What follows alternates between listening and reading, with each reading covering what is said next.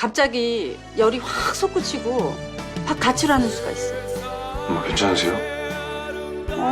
괜찮아. 우리 일화 대단해. 잘 버틴다, 잘 버텨.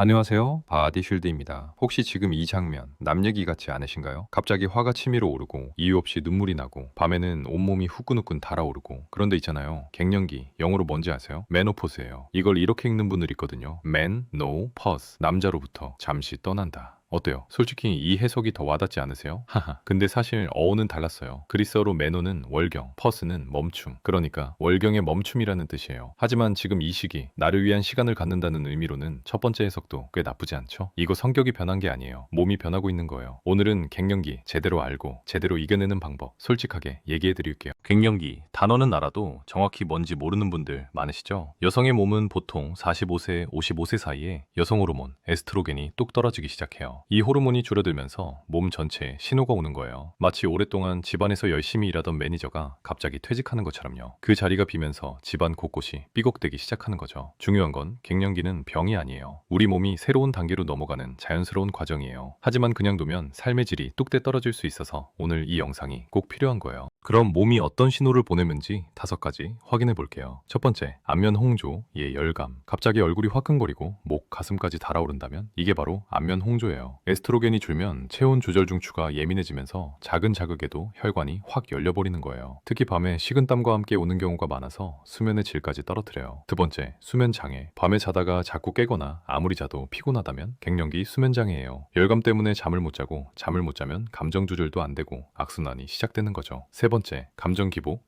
우울감. 이일화 배우처럼 이유도 없이 눈물이 나거나 괜히 짜증이 올라오신다면 이건 의지의 문제가 아니에요. 에스트로겐은 기분을 조절하는 세로토닌과 직접 연결되어 있어요. 호르몬이 흔들리면 감정도 흔들리는 거예요. 네 번째, 관절통, 근육 저하. 무릎이 시큰거리고 몸이 전보다 무겁게 느껴진다면 이것도 갱년기 증상이에요. 에스트로겐은 뼈와 근육을 지키는 역할도 해요. 이게 줄면서 근력이 빠지고 관절이 약해지는 거죠. 다섯 번째, 집중력 저하, 건망증. 갑자기 단어가 생각 안 나고 방에 들어왔는데 뭐하러 왔는지 잊는다면 벌써 치매인가 걱정하셨죠? 이건 치매가 아니라 갱년기 브레인 포그예요. 호르몬 변화가 뇌의 집중력과 기억력에도 영향을 주는 거예요. 어떠세요? 한두 가지는 고개 끄덕이셨죠? 지금부터가 진짜 중요한 부분이에요. 어떻게 하면 되는지 바로 알려드릴게요. 그럼 몸이 어떤 신호를 보내는지 5가지 확인해 볼게요. 첫 번째, 콩, 두부, 두유. 식물성 에스트로겐 섭취. 갱년기의 가장 큰 적은 에스트로겐 감소잖아요. 그런데 식물에도 에스트로겐과 비슷한 역할을 하는 성분이 있어요. 바로 이소플라본이에요. 콩, 두부, 두유, 된장에 풍부하게 들어있어요. 매일 두부 한 모 또는 두유 한 잔, 이것만으로도 안면 홍조와 열감이 줄었다는 연구 결과가 있어요. 단, 유방암 병력이 있으신 분은 드시기 전에 꼭 의사 선생님과 상담하세요. 두 번째, 근력 운동 주 3회가 기적을 만들어요. 갱년기에 가장 효과적인 운동이 뭔지 아세요? 유산소가 아니에요. 바로 근력 운동이에요. 근육이 줄면 기초 대사량이 떨어지고 뼈도 약해져요. 그런데 근력 운동을 하면 뼈 밀도를 높이고 열감도 줄이고 수면의 질까지 올라가요. 거창하게 헬스장 안 가셔도 돼요. 스쿼트 10개 3세트, 계단 오르기, 탄력 밴드 운동, 이거면 충분해요. 일주일에 딱 3번만 해보세요. 세 번째, 수면 루틴 고정. 몸의 시계를 다시 맞추세요. 갱년기 수면 장애, 약 먹기 전에 이것부터 해보세요. 매일 같은 시간에 자고 같은 시간에 일어나기. 침실 온도는 18도에서 20도로 시원하게 유지하기. 자기 2시간 전 스마트폰 내려놓기. 이 3가지만 2주 지속하면 수면의 질이 눈에 띄게 달라서요. 몸의 생체 시계를 다시 맞춰주는 거예요. 네 번째, 칼슘, 비타민 D. 이 2개는 세트예요. 갱년기 이후 골다공증 위험이 급격히 올라가는 거 아시죠? 그래서 칼슘 섭취가 정말 중요해요. 하루 칼슘 권장량은 1000에서 1200mg이에요. 우유 2컵, 멸치 한 줌, 브로콜리로 채울 수 있어요. 그런데 칼슘 혼자는 흡수가 잘 안 돼요. 꼭 비타민 D와 함께 드셔야 해요. 햇볕을 하루 15분에서 20분만 쬐거나 비타민 D 보충제 하나 챙기세요. 다섯 번째, 감정 돌봄. 나를 위한 시간이 치료예요. 마지막으로 가장 중요하지만 가장 많이 놓치는 것. 갱년기 우울감은 참으면 안 돼요. 내 감정이 흔들리는 게 창피한 일이 아니에요. 좋아하는 것 하나를 일상에 넣어보세요. 산책, 필라테스, 독서, 친구와 커피 한 잔. 나를 위한 시간이 결국 가족을 위한 시간이 돼요. 그리고 증상이 심하다면 꼭 산부인과 상담받으세요. 호르몬 치료부터 비호르몬 치료까지 지금은 선택지가 정말 많아요. 오늘 갱년기 어떠셨어요? 조금 더 내 몸이 이해되셨나요? 갱년기는 끝이 아니에요. 오히려 내 몸을 제대로 돌보는 새로운 시작이에요. 라미란 배우처럼 가족한테 솔직하게 말하고 이일화 배우처럼 혼자 삼키지 말고 오늘부터 나를 조금 더 챙겨주세요. 오늘 영상이 도움이 되셨다면 구독이랑 좋아요 한 번만 눌러주세요. 갱년기, 폐경기 건강에 대해 계속 솔직하게 얘기해드릴게요. 저는 바디실드였습니다. 다음 영상에서 또 만나요.